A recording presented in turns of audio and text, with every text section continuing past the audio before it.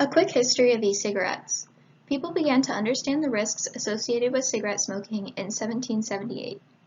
22 years later, doctors linked cases of lung and lip cancer to cigarette smokers.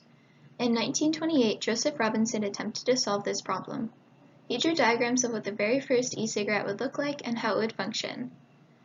You can see his diagram pictured in Figure 1. For many years, none were successful in creating an e-cigarette. In 2003, Han Link invented a functional and safe e-cigarette device, and that's when the vaping industry really took off.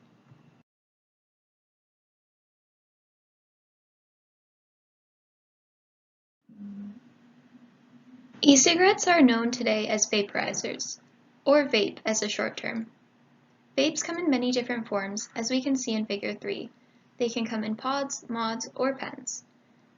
The main parts are the battery, heating element, and chamber that work together to ensure e-liquid is heated and vaporized. E-liquid often contains glycerol flavorings and nicotine. Marketing for vape products has been controversial over the years. Celebrities have been seen promoting vaping on TV, social media, and various public events. Vape products were often sold in brightly colored boxes with images that appeal to children. Images and videos promoting vaping spread quickly across the internet. It's not uncommon to see YouTubers, Instagrammers, and Snapchatters doing vape tricks. Vaping is seen as the popular and cool thing to do among high school students. In 2018, the Canadian Tobacco and Vaping Products Act came into place. The Act states that no vaping products are to be sold or distributed to anyone under the age of 18. And vaping products appealing to youth must not be marketed or sold. However, by this time, many youth have already become addicted. The Journal of American Medical Association found that 1 in 4 high school students vape. In 2011, 1.5% of students reported vaping, and in 2019, this number dramatically increased to 27.5%.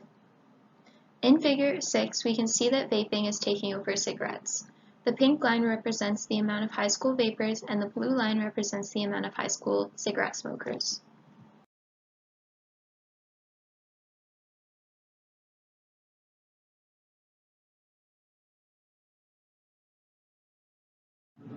Vape culture online and offline is growing. Vaping has become normalized in today's society. The trend is so new that little research has been done, and most are not educated on the dangers. Youth may start vaping because they don't see the harm, they're peer pressured, or they're just curious, along with many other reasons. Figure 13 is a good visual representation of this. A former industry worker once said the tobacco companies target underage kids because they know if they hook them young, they'll hook them for life. Mass advertising and point-of-sale displays only became illegal in 2020. Previously, vaping was advertised as the cool thing to do. Fun flavors such as cotton candy, bubblegum, and mixed berries only worsen the epidemic of youth vaping. So why is vaping so dangerous? More often than not, e-liquid and vapes contain nicotine. Nicotine is a dangerous substance and affects almost all systems in the body, such as the cardiovascular, respiratory, renal, and reproductive systems. Nicotine also has a detrimental effect on the brain. It reduces impulse control, causes cognitive and behavioral issues, and can alter brain development, which is why it's especially dangerous when youth are exposed. Too much nicotine can cause nicotine poisoning. The symptoms include nausea, vomiting, increased blood pressure, hearing and vision changes, as well as many more undesirable symptoms. Even vaping with no nicotine poses many health risks. Vegetable glycerin and propane glycol are commonly used to make food. However, it's largely unknown what the long-term and short-term effects are of inhaling these substances. The heating process has been known to create formaldehyde, which is linked to cancer. Tin, nickel, and aluminum have also been found in e-liquid vapor. But it took almost 7,000 years for humans to realize that tobacco causes lung cancer, throat and mouth cancer, causes heart attacks and strokes, and damages the lungs. E-cigs, meanwhile, have only been around a little over a decade, so there just hasn't been enough time to figure out what effects they'll have on your body. We do know that e-cigarettes deliver nicotine, just like the traditional cigarettes, causing increased heart rate and blood pressure.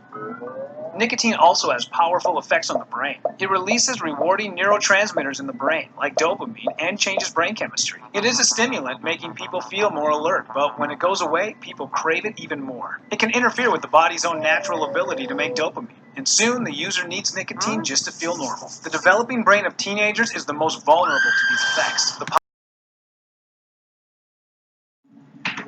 But what about the environment? Most vapes contain lithium-ion batteries that are known to cause fires and explode. There is currently no safe way of disposing of vapes, so the plastic, batteries, and dangerous chemicals all end up in the landfills.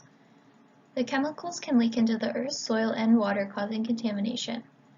$393 million was spent on vape products in 2017. If we say each vape product was $20 each, that means 19 million vape products were distributed in 2017. That's 19 million devices and pods that will eventually end up in landfills. This is in Canada alone, and this number is sure to continue rising in the next couple of years. To manufacture an e-cigarette requires energy-consuming processes in order to obtain materials and heavy metals. E-cigarettes are often manufactured in large factories that generate emissions to the surrounding environment. The U.S. Environmental Protection Agency requires factories to submit their nicotine, lead, ammonia, and other pollutant emissions, but they can only do this if they meet the criteria of the Toxins Release Inventory, which many do not. So, information on emissions to land, water, and air from these factories is largely inaccurate. The extent to which production of vapes negatively affects the environment is unknown. However, we do know plastic chemicals and batteries end up polluting the earth on a massive scale each year due to the vaping industry. As more research is done on vaping effects on health and the environment, it needs to be spread by schools, families, government, and media. More restrictions need to be put in place by social media platforms to ensure images and videos that idealize vaping are not spread. Figure 20 shows what cigarette packaging looks like. Figure 21 shows what vape packaging looks like. A shift towards vape packaging that better displays risks needs to be pushed, just as it was with cigarettes. Although vape packaging has changed a lot in recent years, it needs to be pushed further.